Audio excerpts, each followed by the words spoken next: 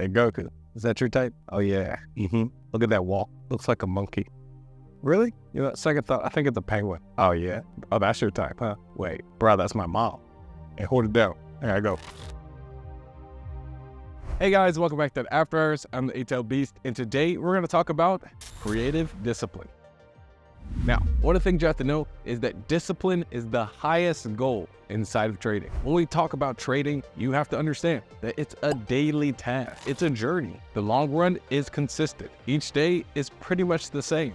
You're going to get hit with a new opportunity, but you're going to have the same rules. Now, when we look at discipline in the market, normally you might think of risk management or consistency inside of a setup, maybe even recording, also known as bookkeeping. But most people just call it stats. With these three categories, most people see this as discipline. They hold this above everything inside of trading. So what is creative discipline? We all understand that creative comes from having nothing. When you have nothing, there has to be something. What do I mean by that? Inside of an unlimited environment like the market, you have to create your own rules. It makes barriers. It's a barrier made of rules and techniques and various methods. We call it our trading system. So one of the creative disciplines you can do is look at your statistics. With the analysis of your statistics, you can find a specific detail that outlines your edge. You might notice after a deep analysis of your edge that there's a specific metrics that always pops up. Now you'll have another statistic to track, and that makes it a creative discipline. Guys, I'm frustrated. You know, I'm gonna go to tell anybody this, but come here.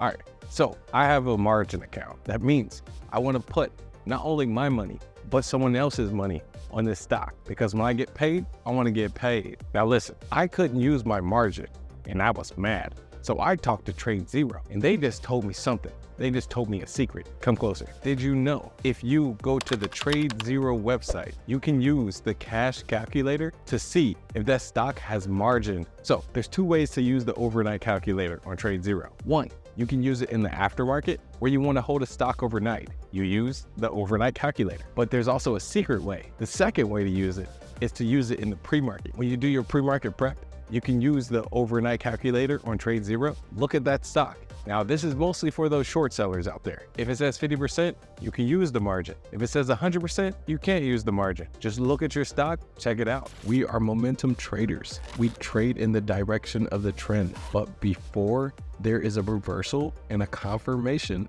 we have to sometimes size in, especially on a non-ideal setup. Now, what do I mean by non-ideal setup? Sometimes a setup is taken by the crowd, and we're on this setup and we know it's a low flowed stock, especially in a pump and dump. Now, when we look at a pump and dump, we understand that this is not an ideal setup, because with a pump, the crowd is inside of the stock, or the scammer is inside of the stock, or the parabolic happened because the company made it happen. So the shareholders can get out. They want to sell all their positions, and they just want to hide it with this supernova price action. But if you want to get those investors out, you need liquidity to get them out. And so that's the company putting that liquidity in so they can get out. If we talk about creative risk management, that might be something as simple as cutting your mouse, or making 2 bank accounts, or even giving half your money to your wife. I don't recommend any of these, but that's just an example. But an example of creative position sizing might be holding the stock the entire day, especially if you're waiting for confirmation or the stock to break down inside of momentum trading. Let's say you went in 1/8 of your position. Well, maybe you want to scale up to half of that position after a specific confirmation. It could be a specific topping pattern, a time, maybe even a certain amount of volume. At the end of the day, it's your personal trade signal. The downside to doing creative discipline is that these normally work on non-ideal setups. And because of that, there's going to be an inherent amount of doubt and even greed that comes into this, because that's what creative discipline is for. You're trying to get the most for what you have. An example of this happened this week. This week we had ATAK.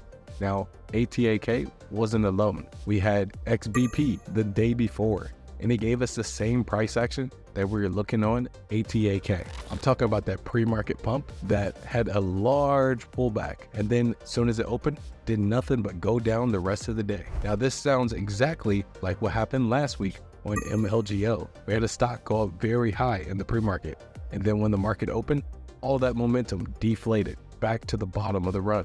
Now with XBP, we saw it go up to $20. It's the same thing with mlgl. It went up to $20. So these are 3 different examples of a pump and dump. This may look similar because they're all in the pre-market when they had the pump.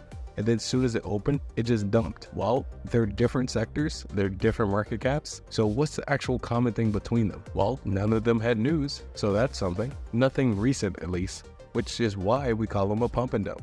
There's no reason for this type of price action. Now what happens is retail, they get excited about these actions because this is the one where you can get rich or lose all your money in one go. On ATAK, I was on the receiving end this time. Wasn't pretty. This went from $7 all the way up to $125. We understand stocks don't go straight up and they don't go straight down, because when they do, this type of stuff happens. That's why we're looking at 3 different pump and dumps. You have the 2-day short squeeze on mlgl, where it went up to 20 and then faded all the way back down to $1. That's normal. Then you have XBP, where this stock went from $6 up to $20, and then it just faded all the way back to $6, which was the beginning of the run. Also normal. You have ATAK, where the stock went from 7 to 120. That's not normal. Most likely, this is investors getting out of the company, and they needed to put liquidity inside of the stock before they could take out their equity. They had to put in liquidity. Now, after that, all the momentum from each of these stocks,